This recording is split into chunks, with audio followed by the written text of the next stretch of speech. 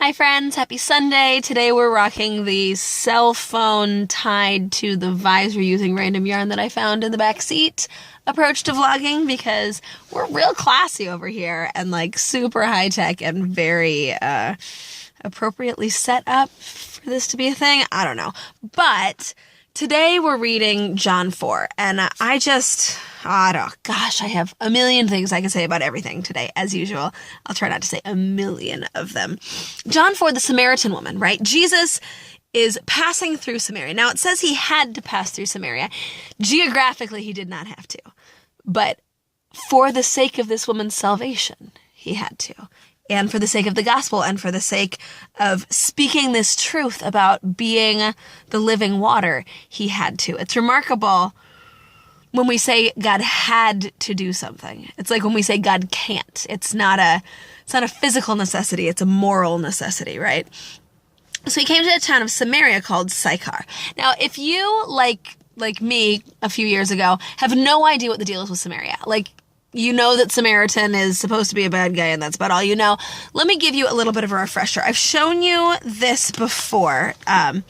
This little handout that you can get on my website that you can't read because maybe it's not backwards on my phone. I don't know what's going on, but you get a basic idea, right? So here you've got the house of Israel coming down through to here. We've got Solomon, so David is this great king. Solomon is his son. He's a good king, but he becomes a little bit of a pagan.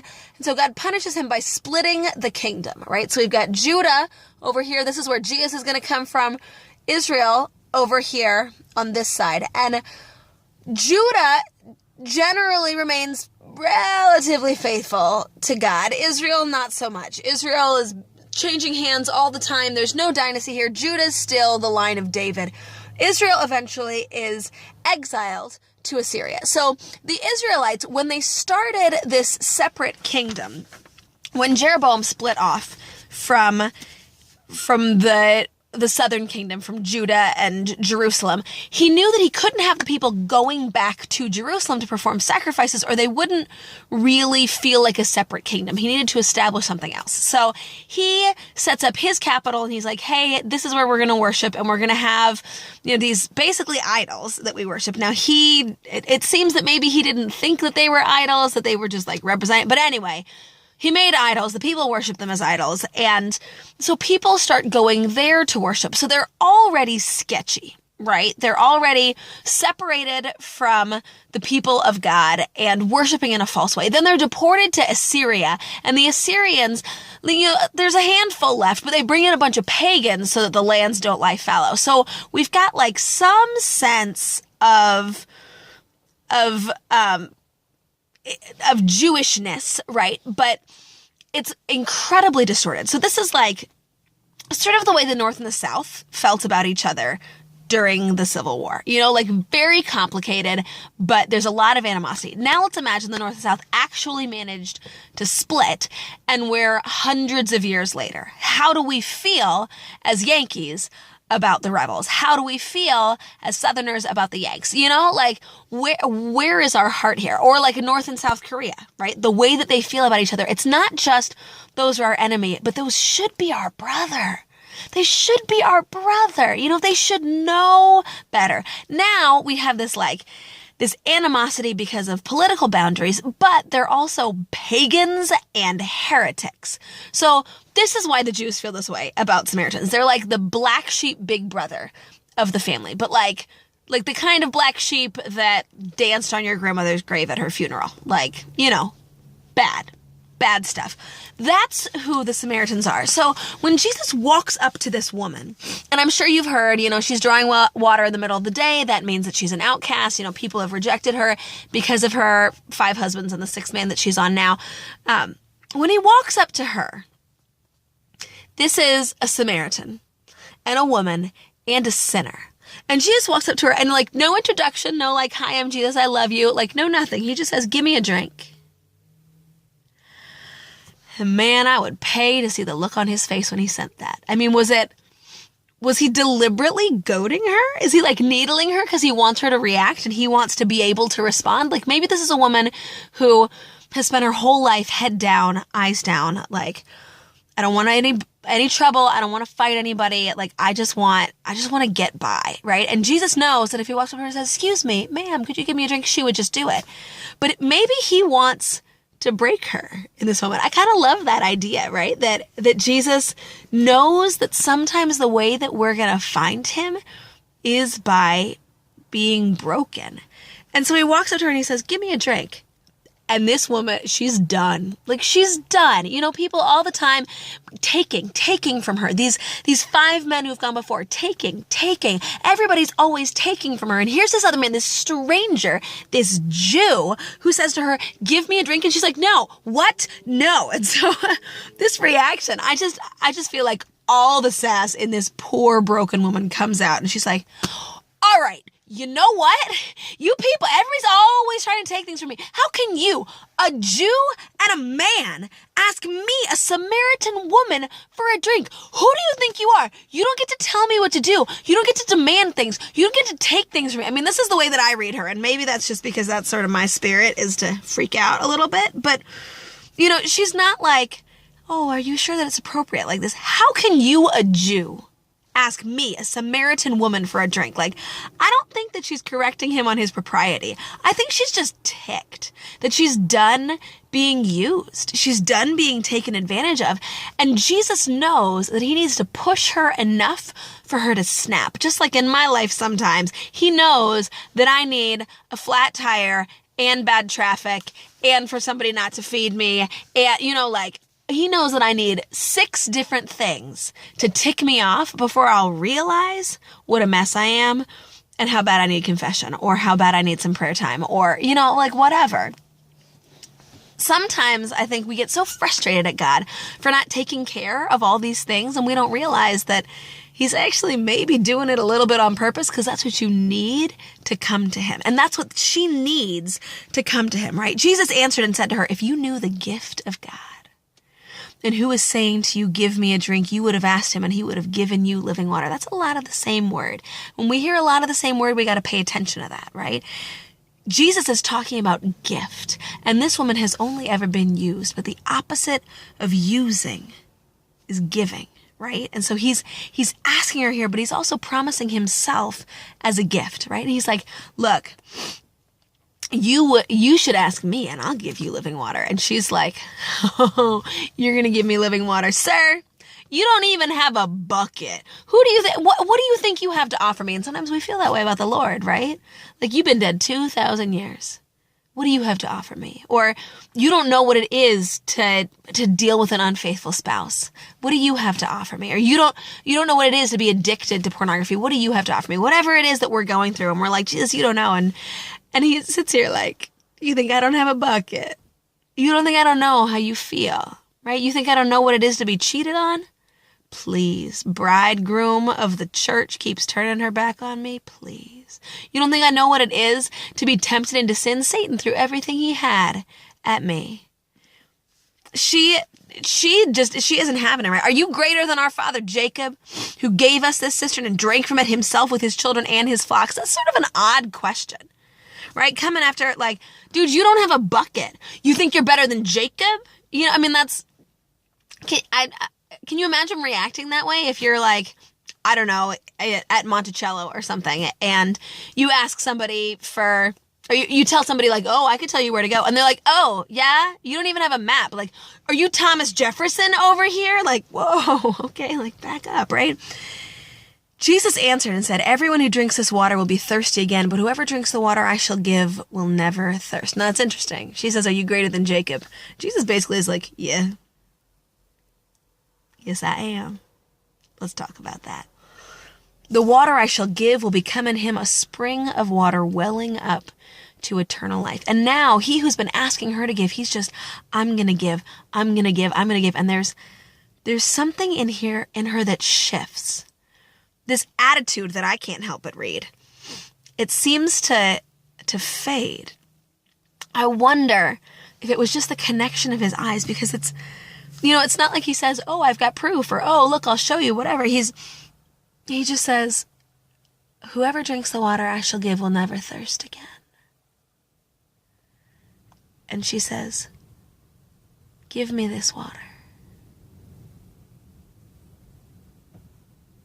give me this water so that I may not be thirsty or have to keep coming here to draw water. Now, I'm a lazy person, right? Like, I'm real lazy. And so I feel for her when she says she doesn't want to keep coming to draw water. But I don't think it's because she wants to sit at home. I think it's because she doesn't want to face her life. She doesn't want to face the villagers. She doesn't want to deal with the shame of being her anymore. And so this is a cry of desperation. Sir, give me this water, because I just can't keep doing this. I just can't keep doing this. Jesus says to her, go call your husband and come back. And I feel like for her, here's this moment of like, yes, please, I need you. And he says that and she's like, oh, I know what comes next. I know. I'm going to tell you, I've had 5 husbands, and you're going to say, oh, never mind, you're a sinner, you're worthless, I don't want anything to do with you. I know how this conversation goes. Like, okay, fine. And the walls come back up. You'd have this moment of intimacy. Why does Jesus do this? Why does he reach there? Because he wants to call out our brokenness. He wants not just to let the walls come down. He wants to smash them with a sledgehammer. He wants to take that cross as a sword against the thorns and brambles that have grown up around us. And so, she has this moment of vulnerability, and he's like, let me push into the pain. Because Jesus doesn't allow us to keep our pain in the corners. The light of the world comes into our lives, and he sheds light into all of our ugliness. And so he's trying to bring light into her ugliness here. And she can't take it, right? Walls go back up, and she's like, yeah, I don't have one. And you can see just like the tight thinness of her lips and the hardness in her eyes. I don't have a husband. Jesus says, yeah, I know. And he looks her in her eyes. He reads her soul. He says, you've had 5 husbands. And the one you have now is not your husband. What you have said is true. Now, I wonder, were some of those secret? Because she might have had a reputation, but she doesn't react like this is a man who knows her reputation. She reacts like this is the man who has seen into her heart. And it's interesting because she's had 5. She's on her 6th. 6 is the number of imperfection, and 7 is the number of perfection. Jesus is the 7th. And so he comes as her bridegroom and says, I don't care about all the rest of that. I'm yours. I'm here for you. And she tries to defer this, right? To change the subject. She says, I can see that you're a prophet, right? Walls, you're like shaking my walls with what you're saying, with the way that you're looking at me, the way that you're loving me, despite our ancestors worshiped on the mountain. You people say the place to worship is Jerusalem. It's like, honey, that's not what we're doing right now. And he answers, and she keeps talking like, oh, let's talk theology. Let's not talk about my soul. Some of us like to do that in the church, right? Oh, let's talk apologetics. Oh, let's defend the Eucharist. Oh, let's talk about the Immaculate Conception, but let's not talk about a relationship with Jesus. Like, let's not get into the meat of what God is calling me to be. Let's keep it cerebral, because I can't handle the heart. She says, oh yeah, the Messiah is coming, the one called the Anointed. When he comes, he will tell us everything. He says to her, I am he. And this is the only time he says he's the Messiah until the trial before the Sanhedrin. To a pagan, Samaritan, sinful woman. Man, I do love our God. It's also remarkable to see the conversations he has with them and the encounters he has with them, the way that he loves women, and yet not one of us becomes an apostle, because he is very deliberately trying to tell us that the priesthood is reserved to men, but that's neither here nor there. He didn't want to start a rebellion with that the Roman army was going to squash, and so he just speaks to this one woman because she needs to hear, I am the Messiah. And the other disciples, they walk up, and nobody says, why are you talking to her? Because they're used to him doing weird things and breaking social norms. The woman left her water jar. She abandons her previous purpose. She leaves behind her old self, and she goes to the town and says to people, come see a man who told me everything I have done. Could he possibly be the Messiah? Because this is now not just like a curiosity, like, oh, he knew me. He says, I am he. And she's convinced, and she's so convinced that she goes to tell the same people who hate her, the same people she spends her life trying to avoid, the same people who have made her life miserable. She says, come and see. Because that's what an encounter with Jesus does. It sends us out into the world to say, come and see. Come and see what God has done. Come and see who God is and who he's calling us to be. And she brings them back. Many of the Samaritans of that town began to believe in him because of the word of the woman who testified, he told me everything I have done. He stayed there 2 days, and many began to believe because of his word. Not just because of her. They began to believe that he was truly the Savior of the world. That is huge, and it comes first from pagans, from Samaritans, from these pseudo-Gentiles. Because the gospel is offered to everybody, not just to cradle Catholics who have been showing up at church every Sunday. But to pagans and to blasphemers and to prostitutes and to drug dealers and to everybody. And to broken women with walls so high they feel like nobody's ever going to climb them. He comes with his sledgehammer and he beats them down. And I can't get into everything, right? But I do need to hit Romans 5 just really quickly. Romans 5:8, one of my favorite passages, but God shows his love that while we were still in sin, Christ died for us. And that's exactly what's going on with this woman. While she was still in sin, Christ came to her and offered his life for her. And Paul says in the Romans, hope does not disappoint because the love of God has been poured out into our hearts through the Holy Spirit. If we live in this hope that Christ will transform us, if we live in this hope of the coming of Christ, of salvation through the cross, we will not be disappointed. We may suffer in this life. Sometimes I think God makes us suffer because he knows that's what we need in order to experience him, like with that woman. But we will not be disappointed because God is faithful. So my friends, I invite you to let God knock down those walls. Because we can't go out and preach the good news with any kind of faithfulness or joy or peace or success if we're still stuck behind the walls that we've built, that we've allowed the world to build around us. Jesus sees past your sin to the heart of you, and he comes out of his way despite what all the world might say because you are worth loving.